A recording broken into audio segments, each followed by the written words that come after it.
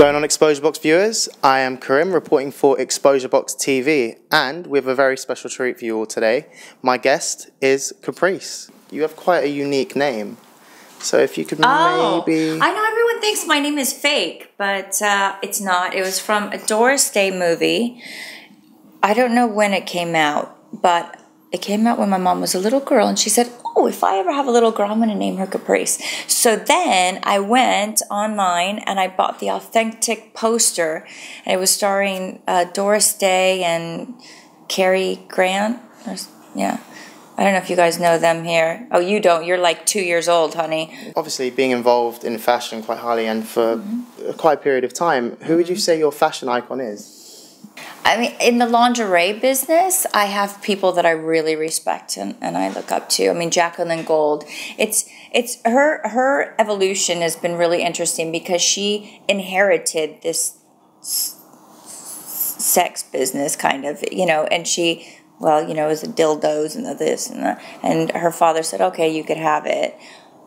If my father said that to me, I'd be like, what am I going to do with this? What do I know about that? And she has actually taken that on board, and she's made it into a ginormous empire. I mean, obviously, before you did this, you're quite synonymous and well-known, and for those of you who don't know, Caprice was actually a very famous model before she became an entrepreneur in fashion. Yes, I was, I swear. But how did you come about that initially? Like, when did you... Oh, honey, it was difficult. I mean, can you imagine going from the world of entertainment where everyone is kissing your tushy and you're making an absolute fortune by just looking at a camera, you know what I mean, with your model moves, to getting up at 7 o'clock every single morning, going to the office. But, the first 2 years was difficult, and then I proved myself. And now it's a success story, but it's tough. Could you give us a sort of brief insight as to what it is like in the day of the life of Caprice the model, and what it is like in the day of the life of Caprice the fashion designer? Okay, well, it was just glam. It was over the top. I was making the stupidest money. I was chartering private planes. I was chartering boats. I remember I had one gig. I got booked on the MTV Music Awards, and I was presenting with Steven Tyler. But that same day I was doing a cover for Maxim. That's when Maxim was really hot and everyone was reading it. Now it's a bit woohoo. But so I finished my shoot, and my manager at the time was like, come on, hurry. Got on a private plane, went to, was it Amsterdam? I can't remember where it was. Flew in. We got the policemen to pick us up right there. They literally threw us in the car. We were going almost 200 miles an hour to get to the event. Got there, got out of the car, went straight to my dressing room, opened the door. Missy Elliott was there. She's like, yo, Cap, with like cloud of spliff smoke everywhere. I'm like, hi, Missy. They're like, okay, hurry, get on your dress. You have to go on stage. Okay. Got my dress on, going past everyone under the sun. And then I was, who was I flirting with that night? Oh, I was a wild child. I think it was Fred Durst. Oh, God, do you remember Fred Durst? That's From going way back. Yeah. So he was there, and I thought, ooh, okay. He doesn't really look like Fred Durst anymore. He doesn't? No. Is he fat and bald? He still wears a cap, but if you take that cap off... He's bald. Oh! Yeah. Oh. Sorry, Fred. OMG. I used to listen to your music, to be fair, when I was like 12. But, yeah, he's... Oh, my God. Well, he was pretty fit back then. He was skinny, and he was like... He was getting with, like, Christina Aguilera, wasn't he, back then? Yeah, and Halle Berry. Remember that one? Yeah. So, anyways, wow. I know. Sorry, Fred. I know, we just dissed him. We annihilated. Oh, poor guy. He might bring out a record about us now, actually. He might. Dissing us back. Oh, yeah. Well, hopefully not.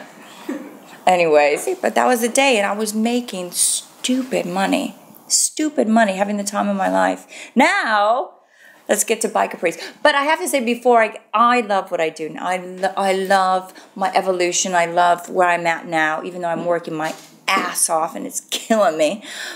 But actually, to be fair, today before we even interviewed Caprice, she was there working out, getting orders together. So she's not just the face of the company. She actually works the full shift, the full work, 12 hours a day, non-stop, if not more sometimes. And you saw it, I swear to you, it wasn't a show. It was actually a stressful moment. We had to get that out, like, quickly. And now, monetarily, obviously, for a woman in this world, it's quite important because I love my freedom. I love my independence. So making money, it means a lot to me. And right now, with By Caprice, I'm making more or less the same, if not a little bit more than I was in my modeling days.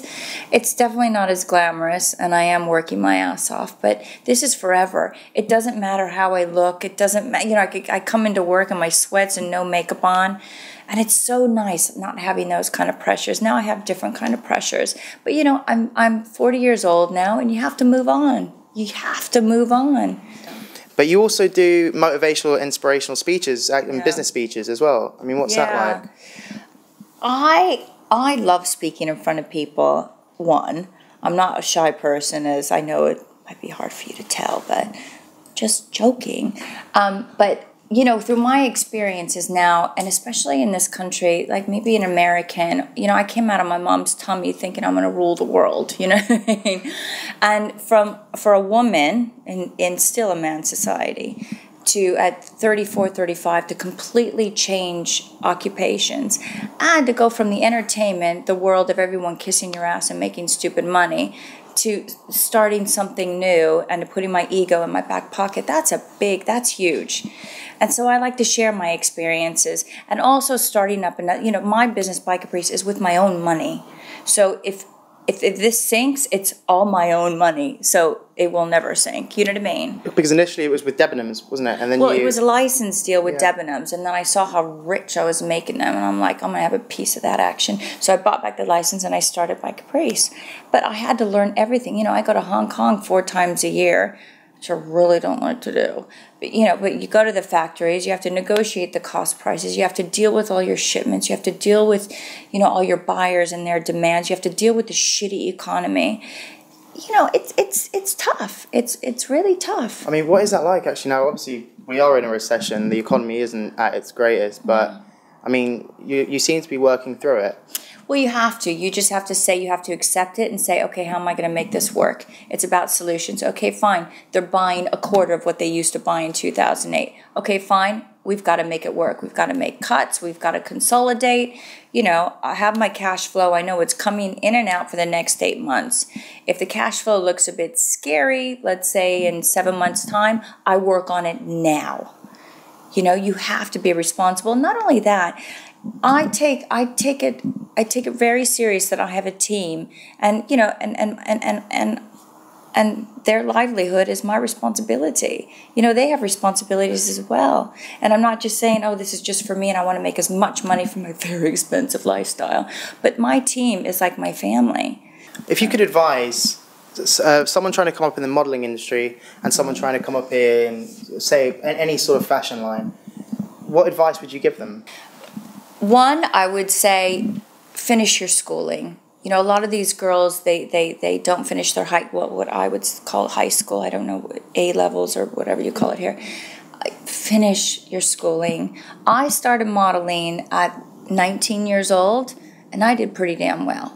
I mean, and today the modeling world is very different. You aren't making the big bucks like you used to make back then, because the competition is fierce. There's so many more girls now, and they're stunning. They're all stunning. It's a really tough industry. And also, go to a reputable agency. There's a lot of scams out there. There's a lot of agencies saying, give us 400 pounds, we'll give you a portfolio. Bullshit. They will take your money and they will run. Don't do it. Go to a reputable agency. Because if you go to the right agency, they pay for everything. And that's how it should be. They pay for your portfolio, they pay for your housing, and they just take it away from the jobs you get. They deduct it. That's a proper agency. Everything else is a scam. So that's my advice I would give to a model. A startup business. There's just from my experiences. One is just don't be greedy. Give them a good product. You might take a hit with your margins, but it's longevity. This is, don't go in being greedy and thinking, oh my God, I can make this much money. No, give them a good product. I've been around for now 7 years and I'm still going strong. Why? I do take a slight hit on my margins, but let me tell you, I give them a good product and I'm still going strong. 2, you got to surround yourself with a great team. I believe in a great energy and a great team. If you have to spend a fortune or, if you have to spend a bit more, do it. Ultimately, you'll make more. Understand cash flow. You need to know what's going in and out for the next 8 months to a year. And if you think, oh my goodness, I'm getting all this money right now, trust me, in 6 months' time, it's going to be deleted. More than 9 times out of the 10, when you start up your business, you're not going to see a return for the first 2 to 3 years. So account for that. Be responsible. If you're making a fortune, trust me, that will be deleted in 2 seconds. So understand cash flow. But really, there's great funds out there available to you, but you got to do the research, and consultants. I wish I had all this information available. I wish I went to somebody. There's free information for you, but you have to access it. You have to do your research. Also, passion. Just love and when I started my business, I breathe it. To this day, I breathe it. I'm talking to Hong Kong on my bloody BlackBerry at 12 o'clock at night. I breathe my business. 7 years into it, I love what I do. And if that passion goes, the business will go.